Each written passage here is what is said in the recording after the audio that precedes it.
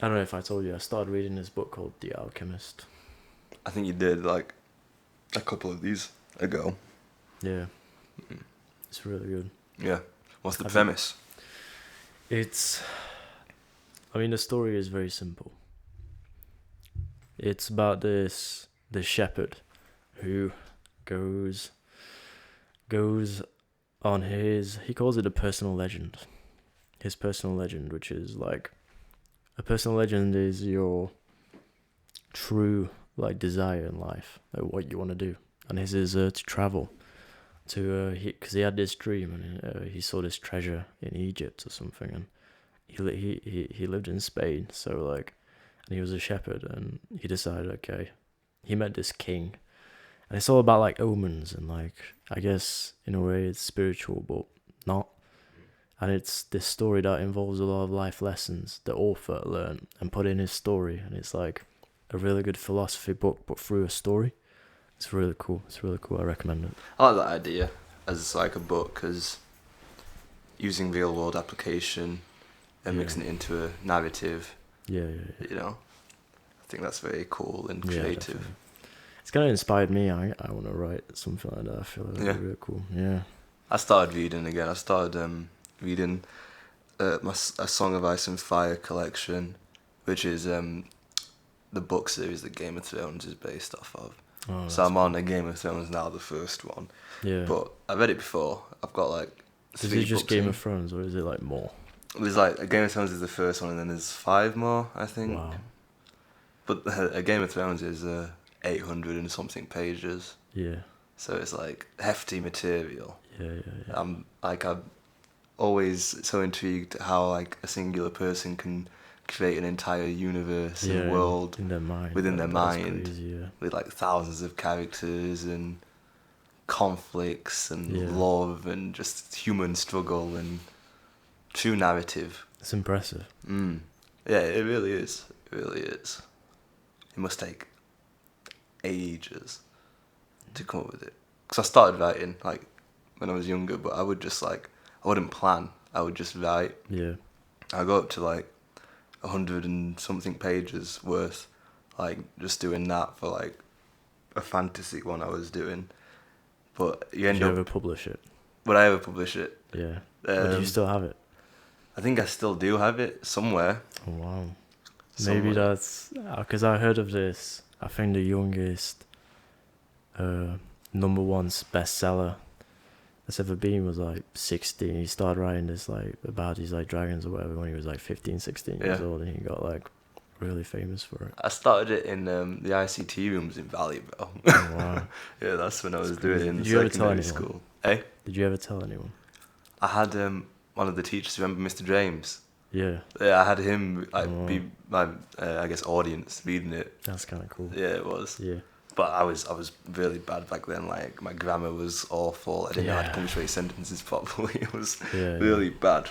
Fair enough. But yeah, I mean, you were young, you know. young, dumb, But trying to have fun. just like now, eh? That was only I know. 3 years ago though.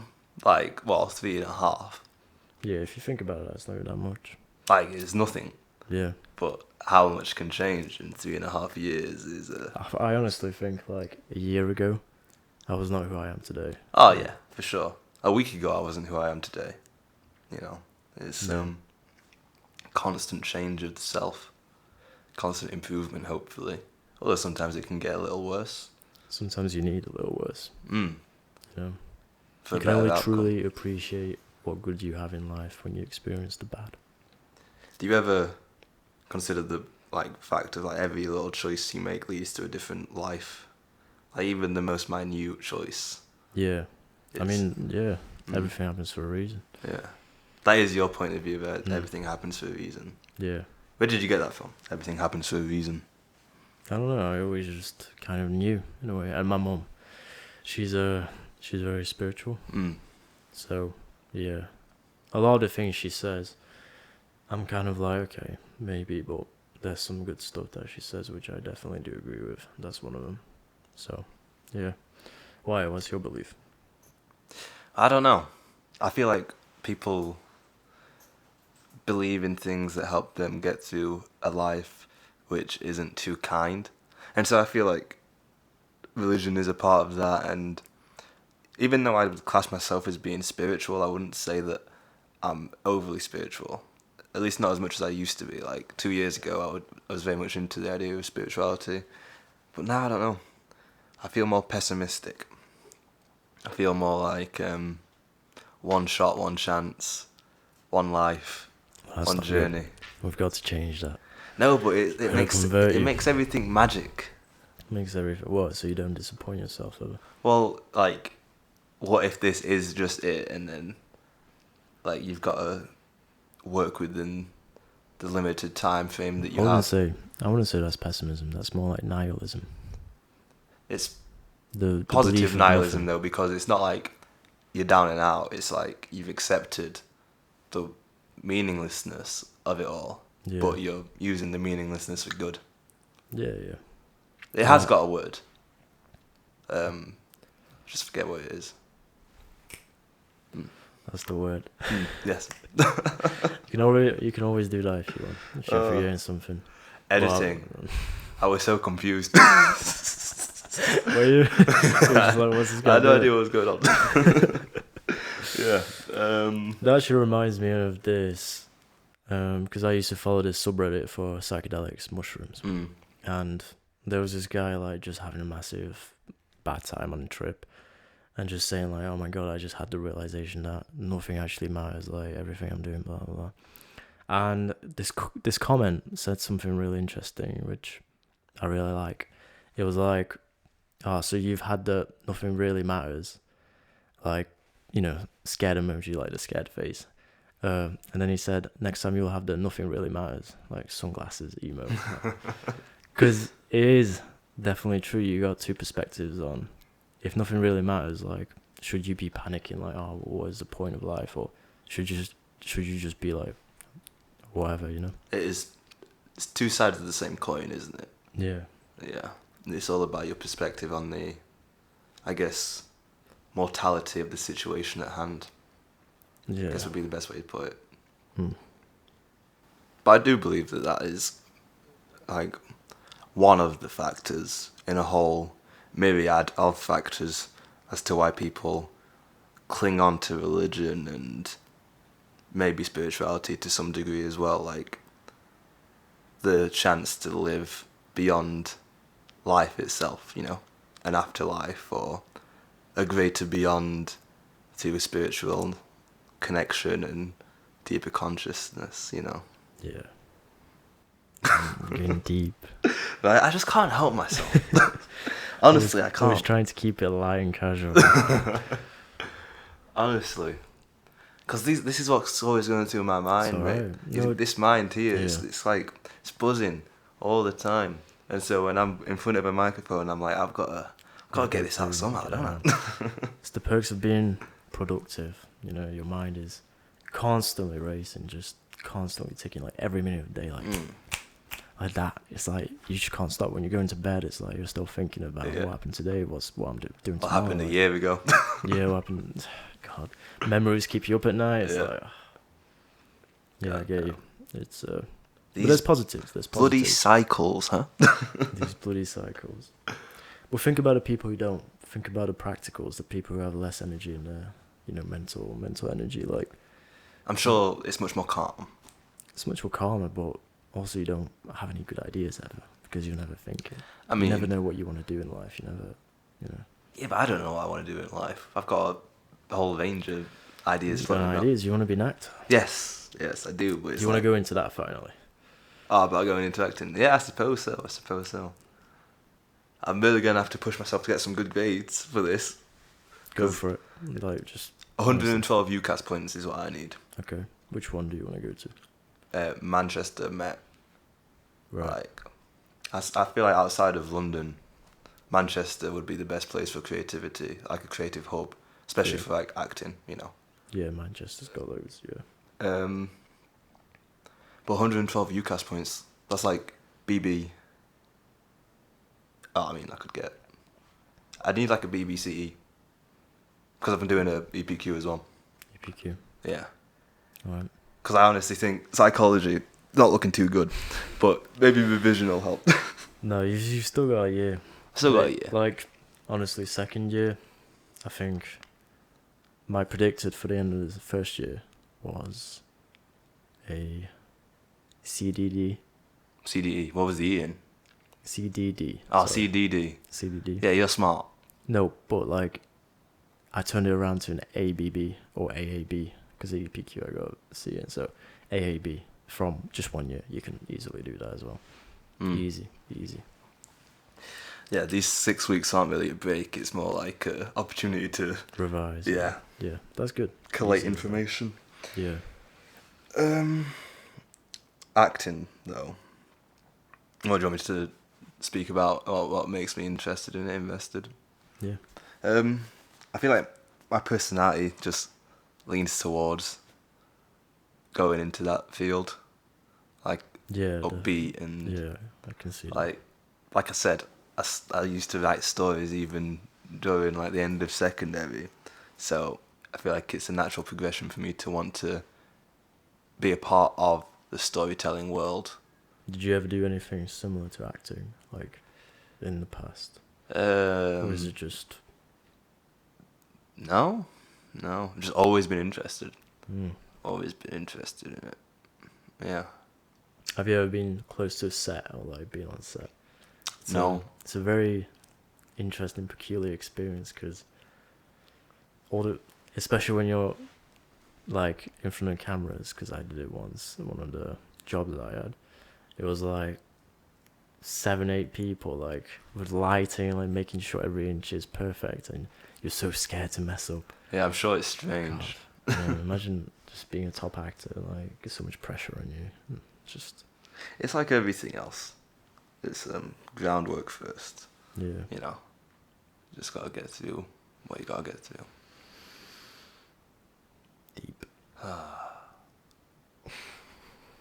It's like, it's not nerve-wracking, but it's like something that's there that Yeah. you're just slowly building towards, you know.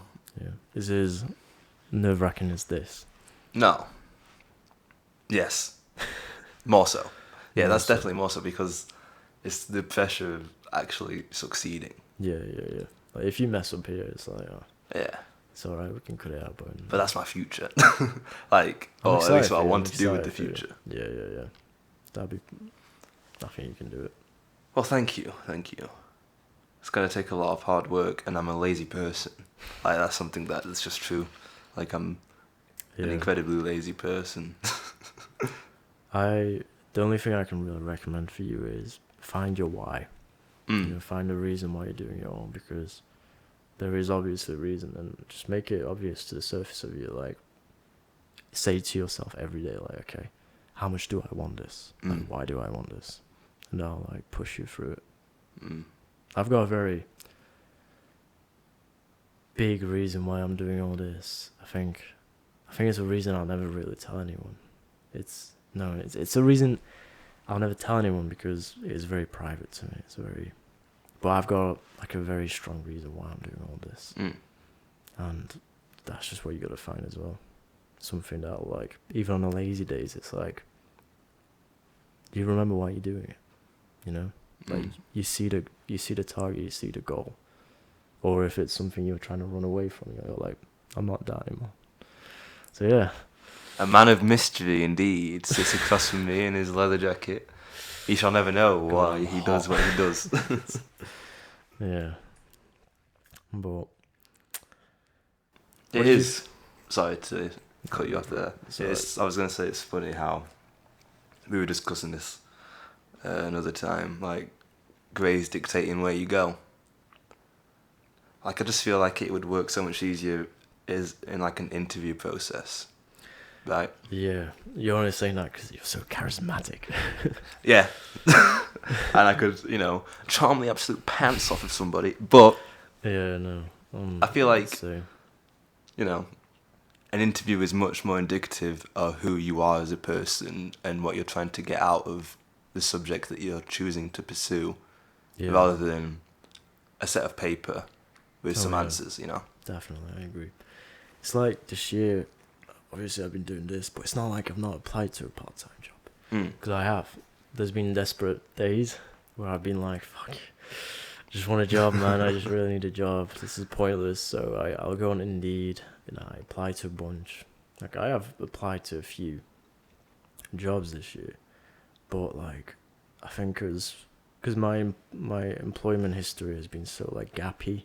Like I've only stayed at places for a few months. I think they can just tell that, and they're just like, nah, or whatever. My CV isn't the strongest, and it's like, meet me. Right. Every single interview I've had so far, I've got the job. Mm-hmm. Meet me as a person, and you'll hire me. Like CV is like, it's stupid. I was laying in bed the other night and I was just thinking about like all the jobs that I had within a year. 6, I think. Imagine. Six jobs in a year. Yeah. Oh, okay, that's more than me. I really cannot It's crazy. hold something down. Yeah. Although my life was a bit like hectic during that time period, but even still, like, yeah.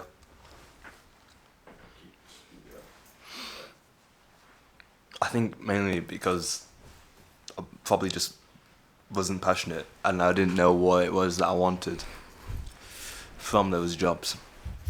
Yeah. I think for me, because I did like 4 or 5 as well, like in a year's time. Like I went from job to job. I think my reason was, it's like if I'm not learning something new, I just get bored. And I like change. I like variety a lot. So for me, it was that. So, you're not a conservative type then, eh? No, I'm not. I'm a very, yeah. It's actually to do a lot with, I don't know, do you want me to just bring this into everything? Because it kind of goes into that. Let's bring it in. Bring in this innate understanding to the audience. Yeah. It's actually a lot to do with, because on your physical level, you got 2 different energy centers, 2 different chakras that is responsible for it. If you got a higher stomach chakra, your second value, then you're much more likely to want to pursue variety. And if it's lower, obviously, you prefer like routine and everyday, like the same things. And for me and you both, it is quite high. So that could be a reason. Obviously, upon many other factors, but could be a reason. Although our natural energy levels are vastly different, I feel, right? In some areas, yeah. I want to learn about these areas. I'm sat here as well as a learner, As an and you're the audience. educator. Yeah, I am the audience right now. You are the audience. To answer your question, our physical and intellectual is very similar. Our emotional is complete opposite. I'm emotional. But physically and like intellectually, we are very similar. So I can get an ABB.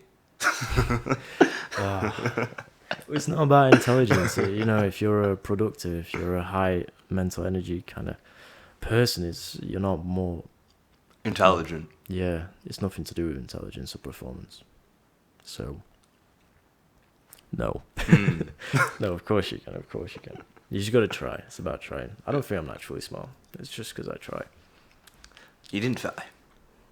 What, for A-levels? Yeah. I did. In my You last said year. you winged it.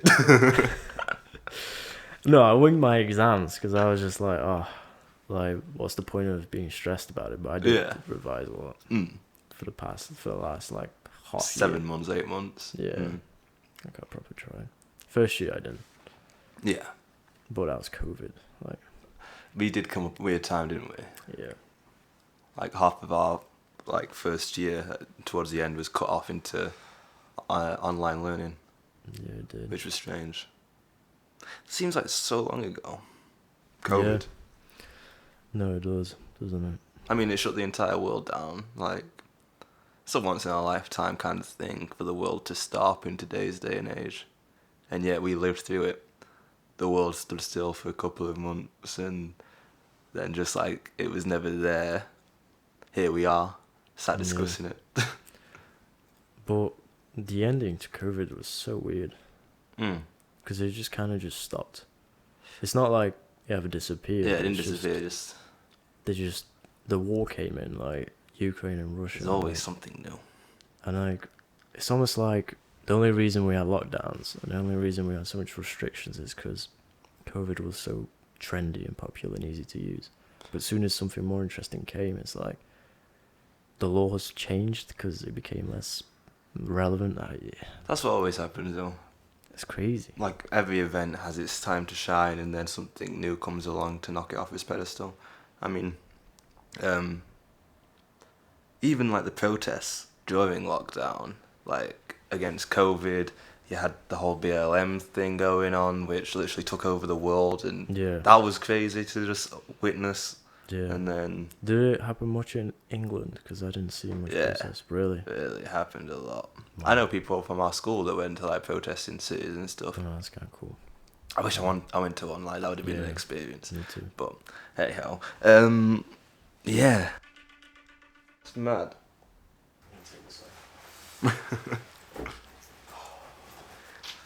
Saying 3 hours today. Let's go for it. Let's go. Although if it will be 3 hours in the final cut, I feel like it's Yeah. hard to, only because I feel like we're editing a lot out. Yeah, we are. You see podcasts like the Joe Rogan Experience, like a lot of that's so unfiltered. Like, Yeah. it's not really edited at all, is it? That's Yeah. why they can go like 3.5 hours, because it's just pure conversation with no like real editing cuts. Yeah. We'll get there. We'll get there. It's just hard. Yeah, he's had what, like 3,000 episodes. We've got that. We can do that. Yeah. Bit of time. How much was the second podcast? Like 45 minutes? I think so. The one Yeah. that I watched. Today. Yeah. No, Yeah. it was like less. Really? Maybe 38. Wow. That's what It I feels mean. like a lot, doesn't it? But then, Yeah. then you cut it down to a concise I amount. spent hours Yeah. editing it, so for me it was longer. Yeah. But like, yeah, when you just really just cut it down to its deep roots and just. But yeah. I mean, that might be more useful for an audience that are of our age, like shorter Short episodes. podcasts. You Yeah. know. Yeah, definitely. Mm. I mean, we'll evolve, we'll change. You know, Yeah, for going sure. into this whole thing, it's like we're not gonna get it first time. Of course, Yeah. of course. Can't expect this to pop off instantly. Like we gotta improve. We do. Although, we're getting there. Yeah, we are. But it's like, if this did get very popular in a year's time, if this did get very famous in a year's time, like, what does it actually show? If we could do it in a year, then is it really that special? Because then everyone could just do that in a year, you know? Not necessarily, because the reason it would be popular is, well, one aspect would be the source information itself, like the content, which is the innate understanding, the innate code. But then the other two factors would be us two, Oh, yeah, and it's our just, personalities, you know. So really, if it gets left in by the wayside, then people are rejecting us. Oh, I don't think like that. I don't think like that. No, I don't think it'll get rejected. I think it'll just be hard when we actually start releasing it. Because before I press the publish button, it's gonna be like It's a lot to everything bear, in the isn't it? past. Yeah. Yeah, coming up, it'll be difficult. But I feel like we're probably gonna have to go through it together, yeah, find the best content that we can produce, and then Yeah. It would be nice. Yes. Can't wait for that day. But soon. It's soon. Mhm. Just gotta get a bunch of these. Surely this excites you to be Oh, no. in this stage. Yeah, but I'm constantly excited. So this is, I don't show it anymore. But I don't know. Sometimes definitely like when I'm like about to go to bed and I get like these like inspirations. And just, Man. but I'm very impatient now. Like I just want to put this out there. So could you say that you are feeling stressed? Yeah, I mean, that's a good way. I feel like everyone feels stressed, you know. I feel so proud about myself in my segues. Yeah. Everyone feels stressed. Yeah, they do. No, but would you say you feel stressed? Yeah. I would say I feel stressed because it's a natural human tendency to feel stressed. I perhaps think I might feel a lot less stressed than others. People have always attributed me with having quite a calm and lackadaisical aura, Yeah. even from primary school. like, Yeah. so, yeah. That's Stressing pretty. me, How do you deal with people. it? Like, How do I deal with it? yeah. How are you not stressed? Is it your mentality or things you do? I don't know. Like I said, if people have been attributing that to me since primary school, there must have been a moment in childhood where, or maybe I just always had it, where it was like I took things less seriously, perhaps, or maybe. I mean, I just think people place way too much emphasis on silly ideas Yeah. and concepts that, in the grand scheme of things, don't really matter all that much. But sometimes it's hard to just be relaxed about things, you know? Like, Mm. you can't just tell yourself, oh, don't worry about it, because it's harder than I that. think it's paradoxical because, like, I'm very, like, Sort of psychedelics you've been doing. I'm health Helping. conscious, Yeah. which is funny because of all the stuff I put in my body. But, like, Yeah. I get a small pain and I worry, or I start coughing a lot and I'm anxious. Or I get a spot and I'm like, not so much as like as I used to be, but what's the word for it? I think I know the word, yeah. I have no idea of it right now. Mm-hmm. I've heard of it before. It's that. But, yeah, no, I feel like stress is definitely on a rise. Especially with so many just companies pushing, ideas into young people's minds. And just not even young people's, like, adults, grown-ups. Like, everyone's worrying about money, worrying about war, worrying about all sorts of things. Global warming, all these issues. And it's like, no wonder people are getting more and more sick, because stress causes you a lot of different health effects, not just mentally, but physically as well, like obesity, heart attacks, like mental health effects, like anxiety, depression, all these things that stress causes. And I feel like this is why DNA code is so important, because it actually teaches people how to deal with stress and teaches people how to just not put themselves into situations which will just increase their anxiety. Yeah. I keep on like wanting to bring in like quotes, pull quotes from like videos I've heard and like when I'm reading, but I can't accurately remember them. So I feel like I should start writing quotes that I heard that seem profound that I could add in, because that'd be pretty good. But it was related to what you were just saying about living in a time of, a war straight after a pandemic, and in a time where companies are force feeding you information through advertisements constantly. Yeah. Off a device that's in your pocket pretty much 24/7, and it's like the quote goes somewhere along the lines of, if you're living in like a time of peril or a time of, I guess, stress, then you're living in a good time. You're living in an interesting time. Like, everything around you is hectic, and that's forming you to adapt to the situations at hand. And what is it? It's better to be a warrior in a garden than a garden in a war. Like, you've got to constantly learn and adapt to the new environments you're faced with. Yeah. And so maybe it's good that we've been raised into a time like this. I mean, yeah, I think stress definitely, not just stress, but important life events and trauma helps you mature and helps you just shape the person you want to be. There's always two sides to the coin, isn't there? Obviously, stress in and of itself is a negative, but it can be used as a positive. Yeah. I mean, for example, it's like, for me, stress can be used, like, if it's emotional, physical. I can use it, like working out, like exercise.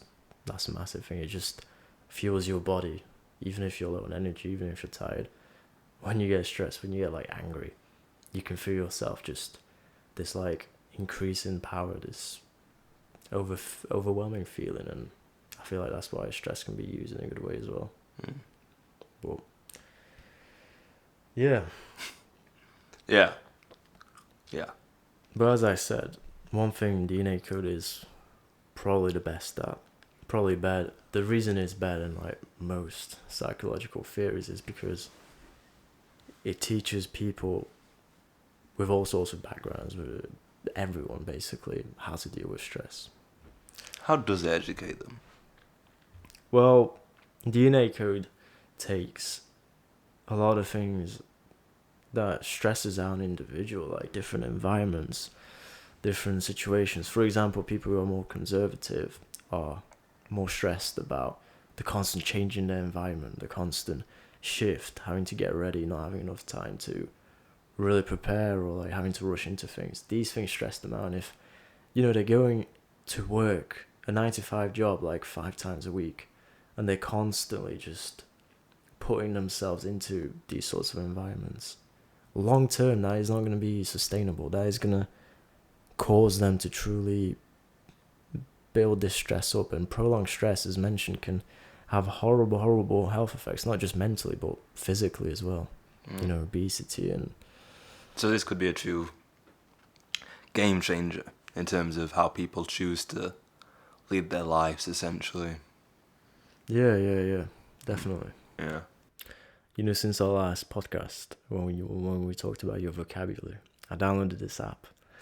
Been giving me a lot of new words to learn, so I'm trying to live up to you. I'm trying to get more. Well, you're welcome. I'm linguistic. I'm appreciative that my magnificent vocabulary has allowed you to Indeed. want to expand your own. My vocabulary is not that good. Most of the time these days I find myself stuttering a lot and R-ing and erming, like I just did literally just now. Yeah. So the podcast we edited, I noticed that by myself as well. Like a lot of times, I'm just like, I feel like I didn't used to do that ever, like stutter. No. But I feel like I don't know what it is. It's a skill, maybe. I don't know. Maybe you're know. nervous. Yeah, maybe. I do feel more nervous these days. I don't know why. Like, we're getting older. Maybe, but shouldn't you start to feel more comfortable as you get older? I feel like that's, as you said, two sides of a coin. Yeah. You're getting closer to death every minute. So maybe you're only just realizing that. So you're trying to rush everything. You ever listen to Childish Gambino? You ever heard the song 3005? I'll be right by your side till 2005. Hold up. No? I've not. No. There's a line in that song that relates to like just getting older and like the difference between how you once viewed yourself and how you try and view yourself. Except it's like, I can't remember the exact. This could actually bug me. I feel like I should write my own script and come with quotes, but then how do you add them into a conversation? Look at them and just remember, it's a skill. It's a skill to try and make it sound natural. That's what I'm trying to do. But we're like, because we've got like, you've got a script, but the conversation itself isn't scripted. Yeah. So to add the script in is actually hard. Yeah. To make it flow. Yeah, I get you. I need to improve my memory. You can do that, can't you? You can improve your memory. Yeah, it's a skill. It's also just, you want to live a healthier lifestyle, right? Yeah. Reading helps. Reading, writing, writing, exercise. Leather jacket's going back on. Some content's about to be made. Yep. I don't know. I felt like it gave me more confidence. Yeah?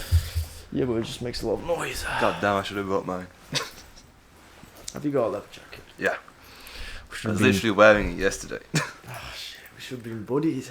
Yeah. Leather jacket buddy. Maybe that would have looked weird actually. Yeah, it might look a bit gay.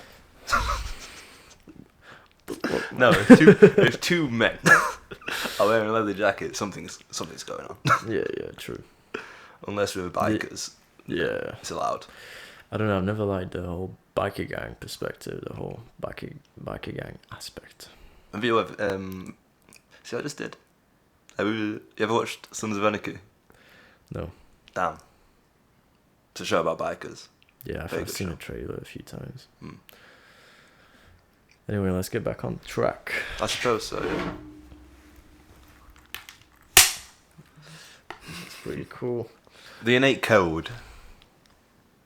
If it's going to be showing people a different perspective and allowing them to see the world through a new lens, like you were saying, highlighting the fact that it is not your fault that the stresses that you may be facing are upon your shoulders. Like a lot of it has to do with the lifestyle that's been forced upon you through these big media conglomerates and businesses and, pretty much the people that run the world wanting you to live a particular way Yeah, definitely. because of the society in which we live. Then, yeah, surely the innate code can be a strong force that's especially needed in today's day and age. I do very much hope that. I feel like, yeah, as you said, society has its way of functioning. That I feel like the way society in the world works suits more people than others. I feel like a lot of jobs are designed around people who are perhaps, desk jockeys, like for officers, like people who can sit for 9 hours a day. But the more impulsive types cannot do that. I mean, restriction and confinement causes these people stress, like for you and me. And I feel like the innate code could teach people that before they go into these jobs. They could teach people what kind of jobs to seek, what kind of environments to put them in. Because you're in this job for 5 days a week. You can't just sit for the rest of your life and just expect to be happy, because you need to move around. You need to do things, because otherwise you will just feel worse. And prolonged stress, as we mentioned. Have you considered a course? You're considering courses for this, right? Yeah.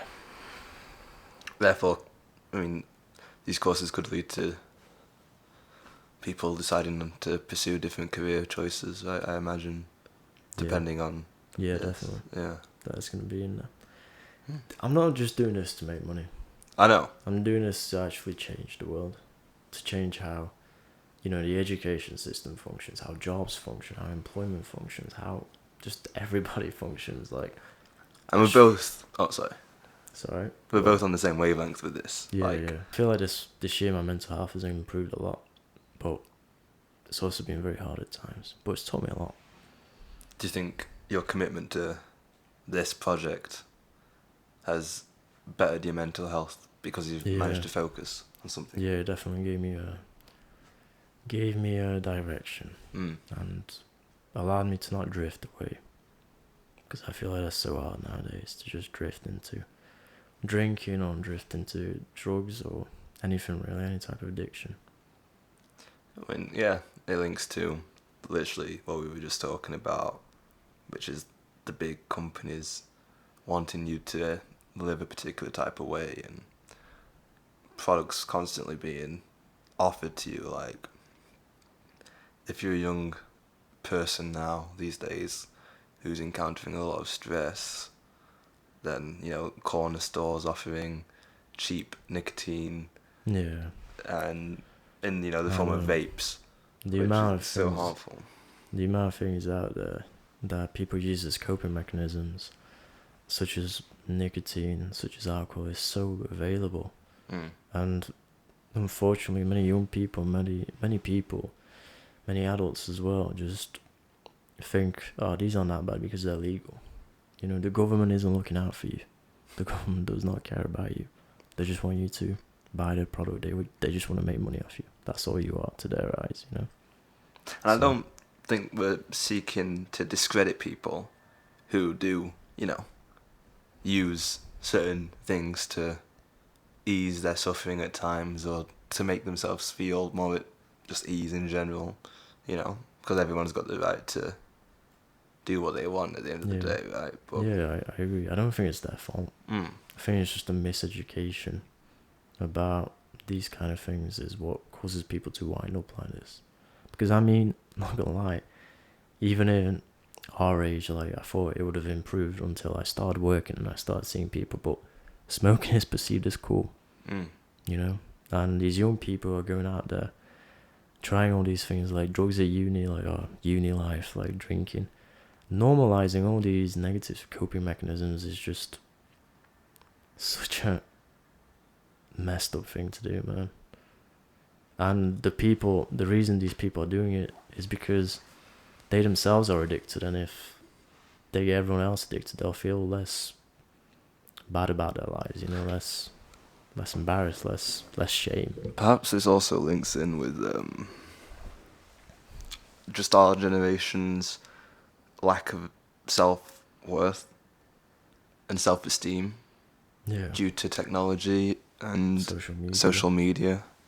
Like, we feel like we are inadequate and that we're not enough, and that to be perceived as someone who's worthwhile of others' time and attention, you have to, I guess, do certain things that you otherwise wouldn't. You might find the need to smoke weed for the cool aspect of it, to create a character, or you might take solace in alcohol because of the social pressures that you feel.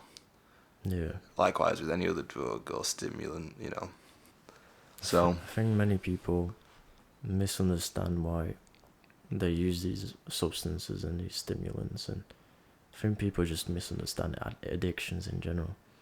Addictions aren't something you just stumble across and now you're just addicted. It's always got a reason behind it. Yeah. Like, addictions are essentially, or what I like to call them, is just coping mechanisms. It's just a signal that your body uses, because deep down it's not good for you, right? You know that smoking or doing these drugs or going out every weekend is gonna improve your life, because it isn't. So knowing this, but you still can't help it, there's something wrong there. Now, I feel like this is why the innate code is so good, because it doesn't just teach you about the stress factors, it teaches you how to deal with stress. Yeah, it's so fascinating, really. Because you constantly see it. I constantly see people who look so lost, but it's like they've almost given up on themselves, right? For many people have. Hopefully the innate code can be a shining beacon, help people. We hope.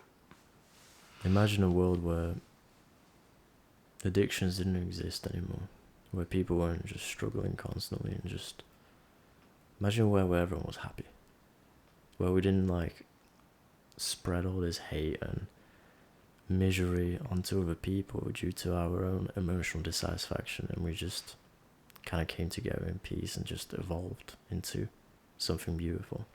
It sounds really good in theory. In practice, would it be? I mean, who knows? Is it worth a shot? Oh, it's always worth a shot, right? Although, isn't that what makes us human? Our constant battle with our own mentality, our sanity, our constant need to want to improve. If we were given something that could better us, like the innate code is, or has a possibility to do, I feel like there's going to be something else that just limits people from wanting to make that step. I feel like it's innately human to not want to fully achieve. Do you understand what I'm saying? Yeah, you're saying in order to be human, we've got to have these emotional ups and downs. So what's wrong with evolving past being a human? What if we could just become more than human? Because once we were called animals, and now we're called humans, what's the next step? What if we can get to that next stage? What's so wrong about that? Nothing. In essence, nothing. It's just the constant evolution of mankind, Yeah. When do we stop calling ourselves humans and something much more? Meta-humans. Superhumans, powerful. Yeah. I don't know. I mean, we're definitely getting there with the help of technology and new knowledge being learned every day. Yeah. Addictions is very, very misunderstood in our society. I feel like many people have the idea that addictions just come and go. Like anyone can get addicted, you know, like it's just random. But I think it always does have a reason behind it. And this is what DNA code tries to teach you. The reason behind stress is a build up of energy. Whether this is, you know, on your physical level, your emotional, your intellectual. And there'll be some people who are like, what about my financial problems? What about these different life events? That's emotional anxiety, which is just a build-up of emotional energy. And when we have this excess of energy, it affects us by giving us a stress response. And our stress response is our coping mechanism, addictions. These stress responses cause us to, in a way, reduce this energy because our bodies are not capable of holding it.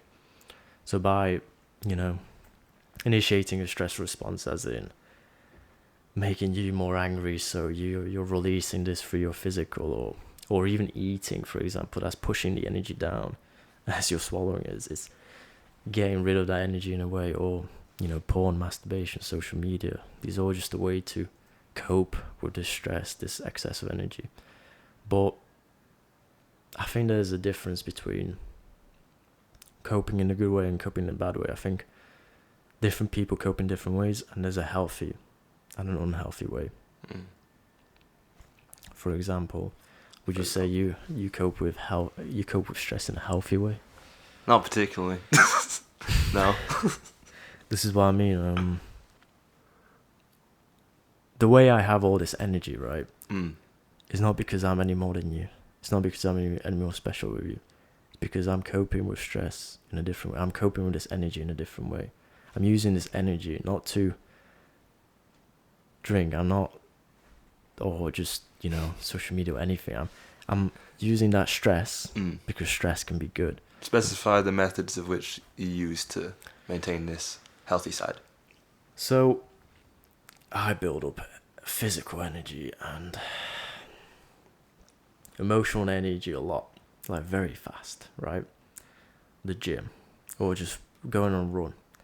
It allows me to release this energy rapidly, because sometimes I'll be just in front of my desk and I'll start getting the urge to like go on social media or something. That is not out of your control. There's a reason for that. There's a reason why you're getting the urge to go on social media, or the urge to watch porn, or the urge to eat. It's because you have this excess energy, right, that you got to release. And if you don't, you're going to give in to these small pleasures, which technically aren't going to reduce your stress. They're just going to numb it for a while. So what I started doing is I forced myself to not do any of these things, to not go on social media, to not do these things. But I still had this stress, you know, I still had the urge. So I started doing exercise. And now every time I'm stressed, every time I'm feeling like unwell, I'm getting the urge to do exercise, which is such a powerful thing if you think about it, because exercise is one of the healthiest coping mechanisms out there. It's one of the healthiest addictions, right? Imagine being able to just improve on your body subconsciously, like you don't even have to think about it. I'm feeling like angry. That's my like response. That's my trigger for going to the gym. Every time I'm angry, and I get angry every day. You know, you naturally, when you're resting, when you're just laid down on the bed, you're naturally building up this physical energy, and you got to release it every day. You got to release it, even if you're not stressed, even if your life is chill, even if you're doing all right. You build up natural energy because guess what? You're sat down. You're not using your body. You're resting. Your cells are still respiring. You're still producing ATP. You're still producing energy. So, in a way, if you're not releasing this through exercise or even through breathing, meditation, other coping mechanisms that are healthy, if you're not dealing with your stress, this excess energy, you're going to start getting the urges to do these unhealthy coping mechanisms, and that is just going to be a waste of energy. Like, you're not going to be reaching anything by watching movies all day, are you? It's about having the strength and the willpower to actually go through with the positive effect, right?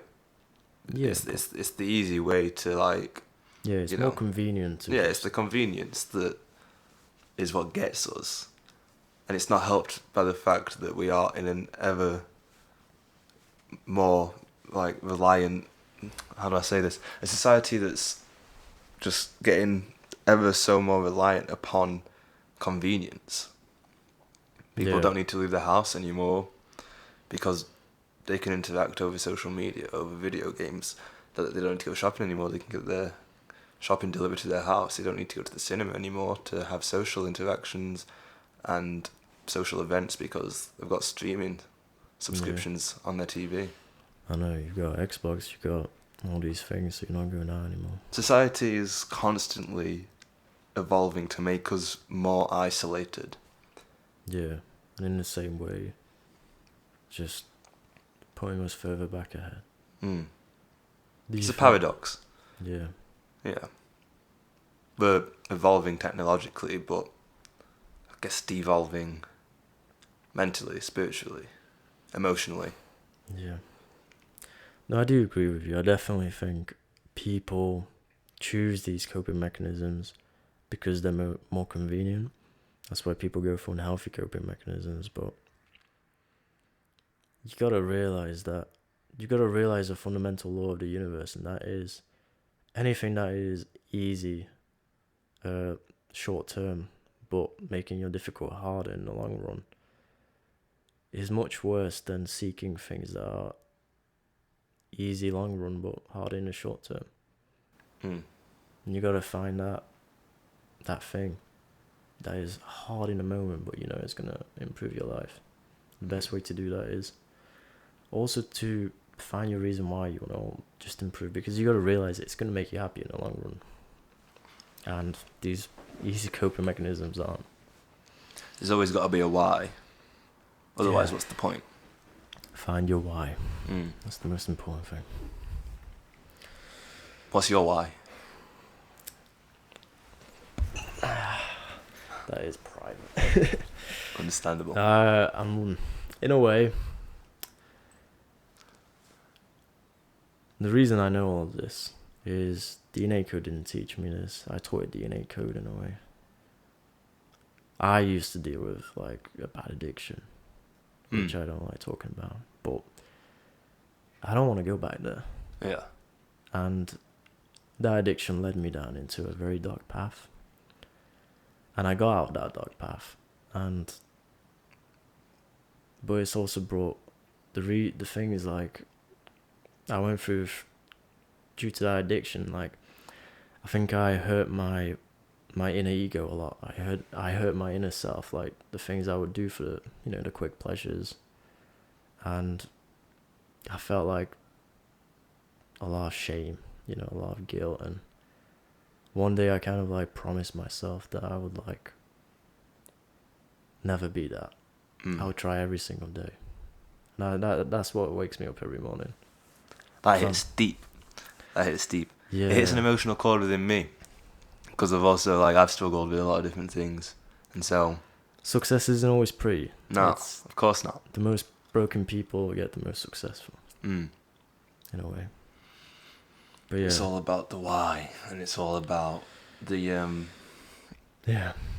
The desirability to want to improve. Yeah, definitely. And succeed. On top of the what's the word? I was going to say something else, but commitment works the same. Like, you got to stay committed. Yeah. You got to stay motivated. Disciplined. It's the discipline. That's what I was looking for. Discipline is stronger than motivation. Because motivation is fleeting. Dopamine is limited. It's a discipline that'll maintain you. Yeah. And to be honest with you, knowing the start is hard. As soon as you fall into the loop of healthy addictions, like you're doing exercise, you start feeling better, and that's uplifting. Like it catches up with you, all the little things you do every day, and one day, the same way you can fall into a loop of misery and stress and depression, you can fall into the loop of self-improvement, of fulfillment, of improving on yourself, and that is so powerful. That is the best feeling in the world. Do you think there's a distinction between habit and addiction?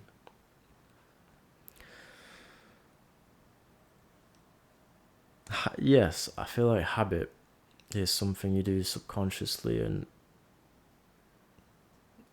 maybe not, but addictions are, I say addictions in our society are referred to as the unhealthy habits, but essentially they are the same. But I feel like you can have both healthy and unhealthy habits. Well, that's what I was referring to. Like, does one bad addiction simply get transferred into a good addiction? Is building a routine and a habit system to replace another that's more negative an addiction as well? You know, like, Yeah. would you say you're addicted to the gym? You're addicted to the runs now? You're addicted to, Oh yeah. you know? I'm addicted to the gym. I'm addicted to runs, definitely. Like, I'm addicted to breathing, like just meditating. Like, I'm addicted to doing all these things because they are my coping mechanisms. That's why I feel like so many people relapse because they have the mentality of, okay, I've got this addiction and it's ruining my life. Even though the addiction isn't the thing that's ruining your life. The addiction is not your problem. It is your symptom. It is your coping mechanism of how you deal with the everyday stresses. You developed that addiction for a reason, right? Because you're dealing with something. And your mentality is like, okay, if I quit this addiction, I'll be happy. So they use all their willpower, all their little motivation they got from their inspirational videos or from music, and they go for a few days. And it's good for a while because they feel this dopamine of, oh my God, I'm through my addiction, I'm a new person. But then the dopamine disappears and you realize that your life is still as miserable as it was before, and the addiction wasn't the actual problem, but the thing helping you cope with it. So you actually feel worse after you just quit your addiction, and it is so easy to fall back from there. Because initially the addiction wasn't the problem. It wasn't a cause. It was just a symptom. Cycles. It's constantly running throughout life, right? Yeah, cycles are everywhere. Yes. So, in essence, you shouldn't try to quit your addiction. That is not what your main goal should be. You should not try to quit your addiction. You should try and replace this addiction with a much healthier one. Get addicted to exercise, get addicted to breathing, get addicted to just self-improvement, to reading, to doing all these little things that are harder but just gonna benefit you more easily in the long run. And it will get easier. As you said, like habits. If it becomes a habit, it becomes unbreakable. You need to create a foundation for yourself. Do you think the innate code has allowed you to be able to give a message to those who feel content in their struggle of a bad addiction, like who feel content simply where they are? Do you think everyone should push themselves? Or? Yes, because if you don't, when the bad thing happens, even if you're not struggling with anything, but you don't really have a healthy addiction right now, when that bad event happens in your life, because guess what, life is a bitch.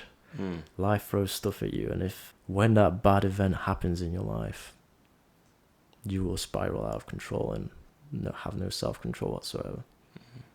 So whilst you're happy, whilst you're content with your life, whilst it's easy, you need to start developing these habits. Otherwise, when that event happens, it's harder to get from the bottom than start from the middle. And you never know where it is that you could go when you finally decide to simply push yourself. Yeah. Believe in yourself. Yeah, you've got to. And be disciplined enough to maintain that. Like, you could be in the worst possible situation, but it's simply the belief within oneself that allows them to push forward and turn their life around. So this is my secret. This mentality I've created. And the innate code can be such a strong force again in teaching people this. It's simply another perspective, isn't it? Another outlook. Yeah. One that can be used for good. A unique one, and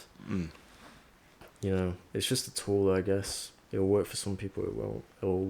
It won't work for some others, but why can't it work for everyone?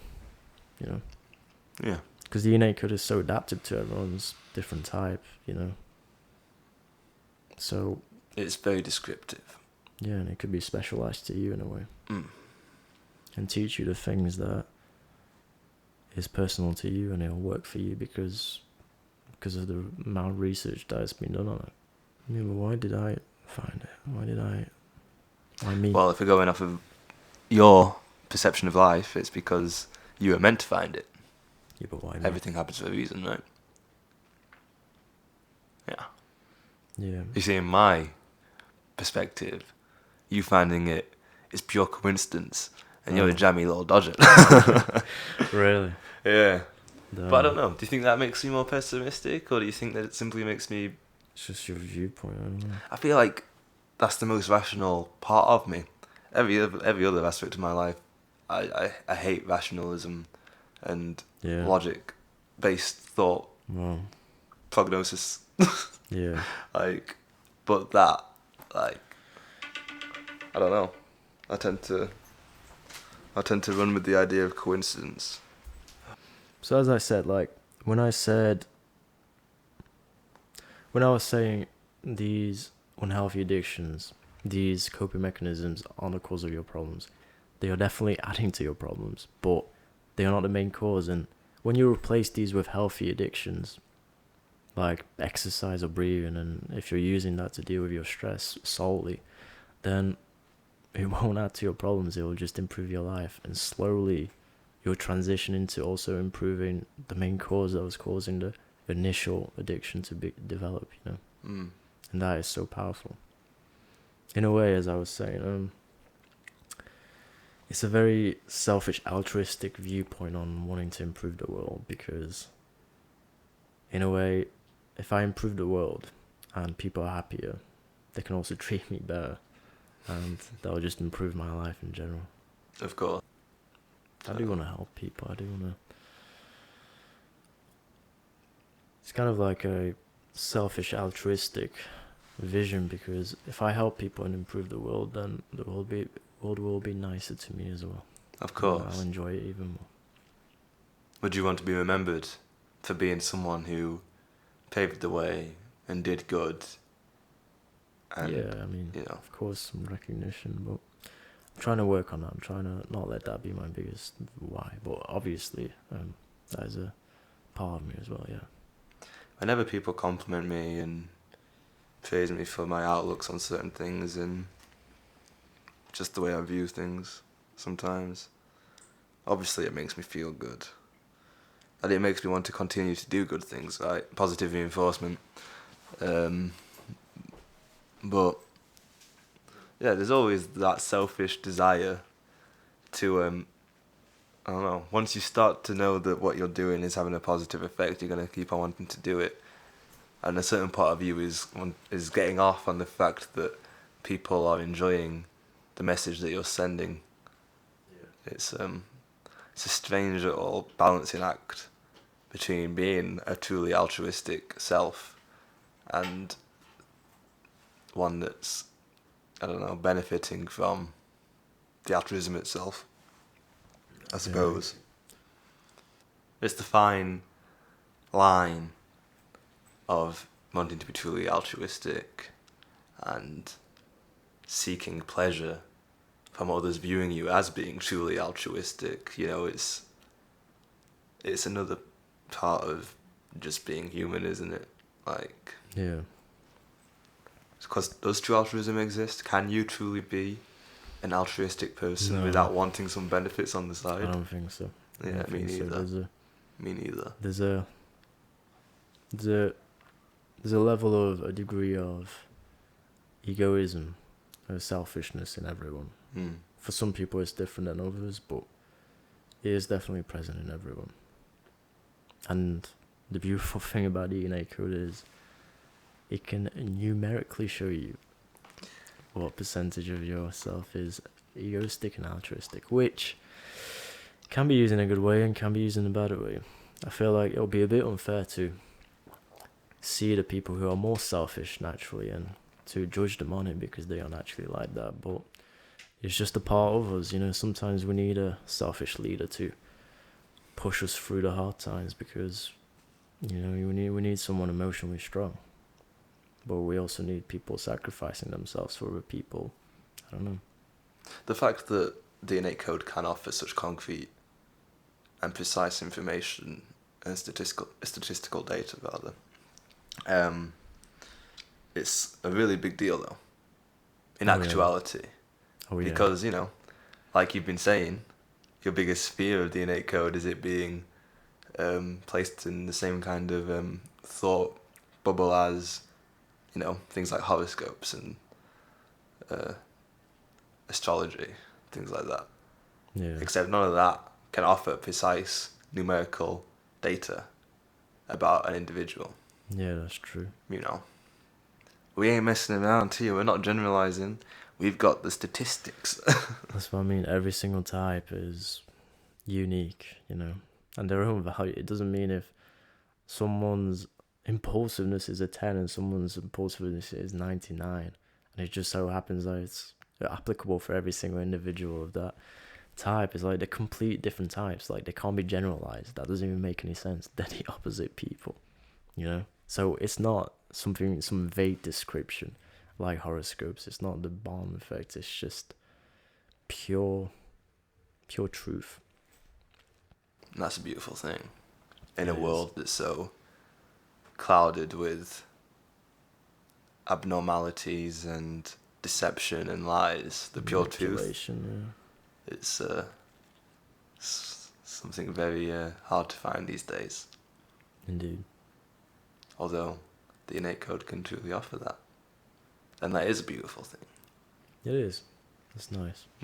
It's a nice break from all the things that are wrong with the world and just all the deceptive information out there. Sometimes it's really just calming to find something that you can truly relate to and encompass yourself within, like an entire new field of knowledge and progression. And the innate code is again something that people can hop right into and delve straight into a whole world of new information and knowledge and find comfort within and hopefully understand themselves better, those that they care about better, their immediate surroundings may feel at once a bit more familiar than it did before.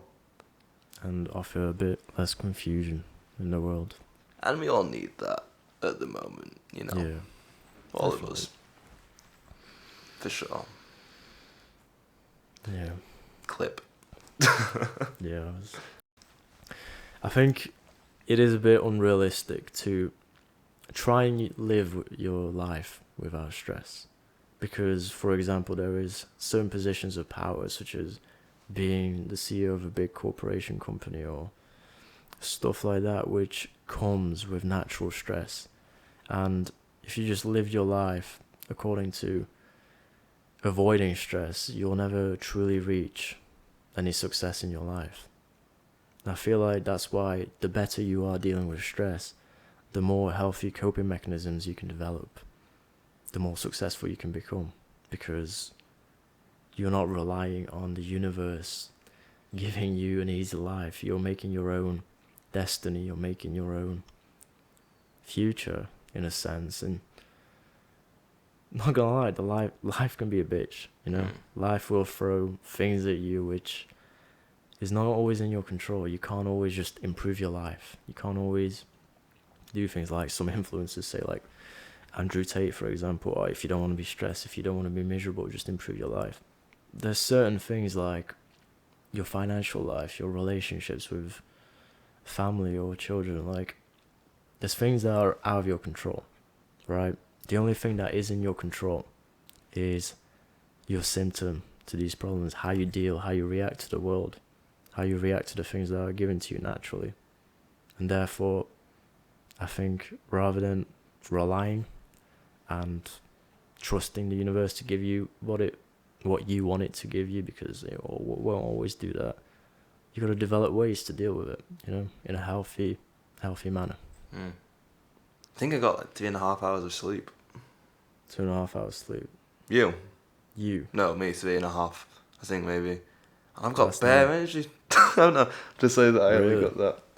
Yeah. Why did you barely get any sleep? I got in at like 4:30. What were you doing? This morning I was... Oh, were you out last night? I was lying on unhealthy stimuli. You were coping. I was coping. Every time, because I gave this whole speech to my brother, right?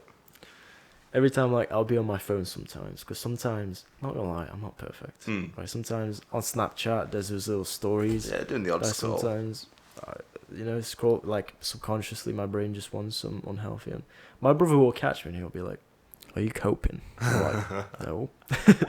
Or like, yeah. My brother was watching Netflix the other day. He was having a rough day. And I walked into his room. I'm like, I looked at him and he's like, "I know." It was just funny. It's funny how mature he is for his age. Yeah, I think we're mature for our age. I mean, yeah, I don't know. Like,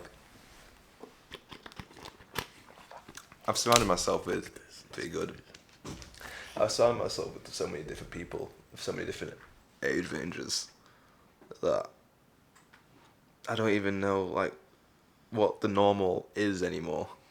For like any particular person, was there ever a normal, or is everyone just figuring things out at their own pace?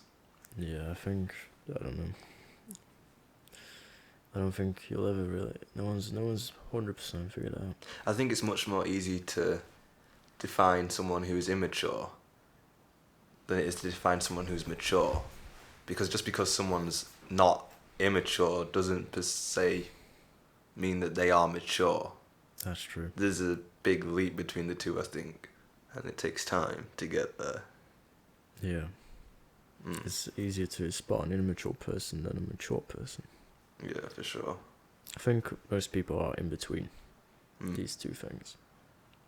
Yeah, trying to figure it out on the path, on the journey. See, I don't think I'm completely mature. I mean, but I feel like I'm but what does completely mature mean? Yeah. When you're saying it like that, Yeah, I don't know. Well, I don't even know if maybe I'd class myself as mature, but I don't know. There's a lot of things I'm still trying to completely control, and it's hard because we have natural desires. But a cool thing I found the other day, most realizations I've only had in like the past few weeks or months. The most big realizations. Same with stress, but this was like a few days ago, a big realization that intrusive thoughts can be very, very harsh on an individual, especially if you can't really control it. When you get an intrusive thought, right, you shouldn't really feel bad for having those thoughts because you can't always control it. I believe that your brain is like an antenna, like a receptor, and every single thought, knowledge, or creativity has already really existed. It exists in like a cloud that you just connect to, and you just absorb this information down. And with these intrusive thoughts, sometimes depending on your mood or your mental state, you can like connect to these frequencies, and if they're unhealthy for you, don't give it energy. Don't give it mental energy of trying to process and trying to, pull yourself out of it, like justify yourself, like, oh my god, why am I thinking like that's not even me? Just acknowledge that that's there, that you connected to that frequency, and just laugh at it. Just feel like, bro, I don't need this. Like, so we're all capable of picking up on these frequencies and entering these new wavelengths. It's just the ability to want to seek them out. Yeah, maybe, or maybe you're just curious. Oh, maybe it's just random. Maybe it just depends on your mood, or you just. I think being open-mindedness is definitely linked to a maturity level. Yeah. Like,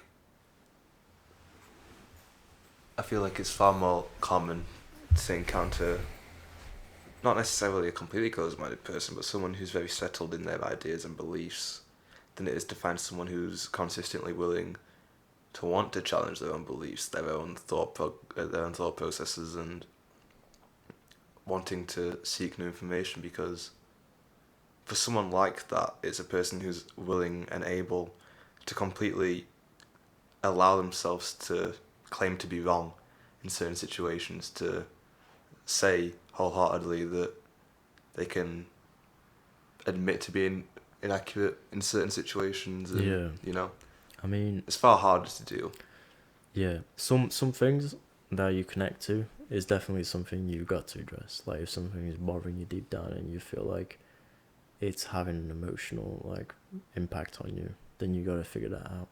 So this method doesn't work for every single thought because there are some stuff that you definitely do need to. But if you've already like gone through it with your mind, and if you're confident in an answer, and you know it's not very useful thinking something like self-doubt, for example, like an intrusive thought of self-doubt, that's when you can use this method of things that you're already confident in, and you know you don't really want to change, or you just you're alright with it. Like some little comments, that's what intrusive thoughts really are. Not actual like disagreements and conflict in your mind. So does our energy levels dictate? There's certain beliefs that we have, certain moral rights that we actually truly believe in. Sometimes we do get these intrusive thoughts which are like the opposite of it, and you know it goes against your moral beliefs and your moral rights.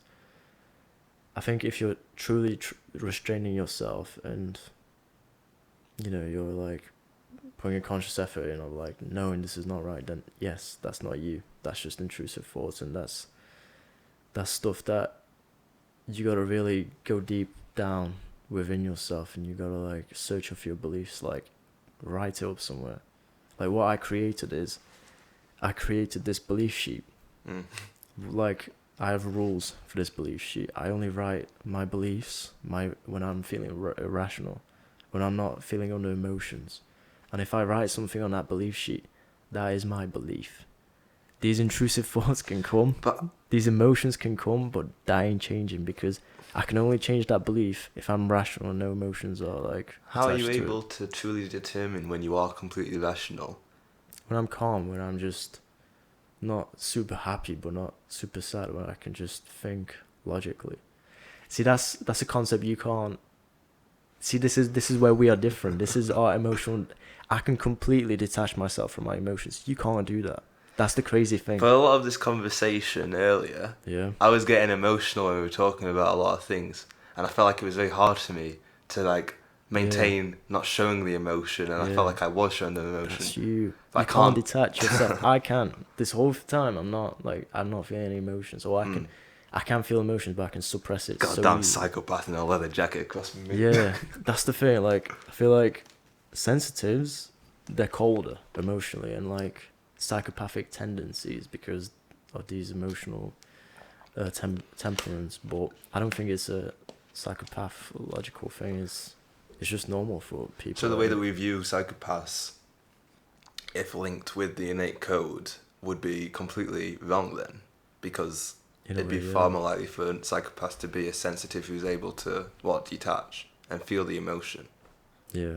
Whereas right now the psychological belief is psychopaths simply do not feel as we feel. I think the innate code is going to change a lot in the psychology field because it goes against a lot of current beliefs about people and these differences. You know, psychology kind of like assumes everyone should work in a way, and if it's not, it's abnormal or something like that. But I feel like because we have these society standards and like these rules, a lot of people who do think according to the definition of a psychopath will not admit it to people in the fear of being shown as a psychopath. They'll suppress a lot of these like ideas to people in a way. And yeah, it's weird, isn't it? I mean, because when we get like really invested in these conversations, especially when we are discussing the innate code itself, and you just start to see more and more, I guess, evidence pop up through what we're saying that backs the innate code itself, it gives me more confidence to be able to openly discuss this and offer it to an audience with open arms as a true, means that can help people. You know what I mean? Yeah. it just builds my confidence You're towards getting it. confident now. Mm. Good. Honestly, Jermaine, like you're starting to learn about the innate code. There's so much more. Oh, I know. Like, you know, the surface, you know, the little scrapes of the surface, you know, the crumbs.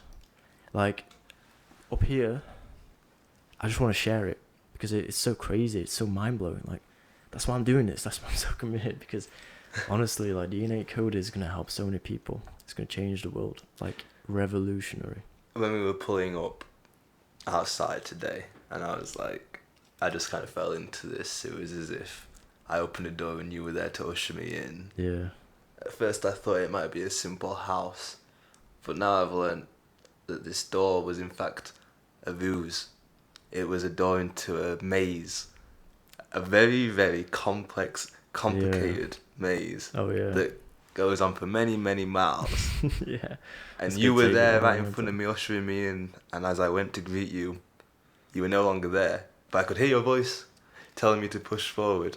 Yeah. That's the analogy that makes sense in my head right now, because that's what it feels like. That's crazy. No, that's a really good analogy. Your intellectual type is very visual. You like visualizing stuff. I can connect to that as well, and it's interesting. How many differences a person can share, but how many commonalities can still be shared as well. It's crazy. It's crazy. Gets the mind going. I'm so excited right now. You got me hyped. Yeah, because, you know, I can't have you being detached from your emotions. Let's get those emotions flowing, baby. Yeah, true. True. Also, for the other podcast I was editing, I noticed how it got darker as the podcast went on. So right now, I feel like we're very... But it's cool. I don't mind it necessarily. It's very atmospheric. And also, Yeah. it just shows that we've been going for quite a while, which makes me know that 2.5 we're on the hours. right path.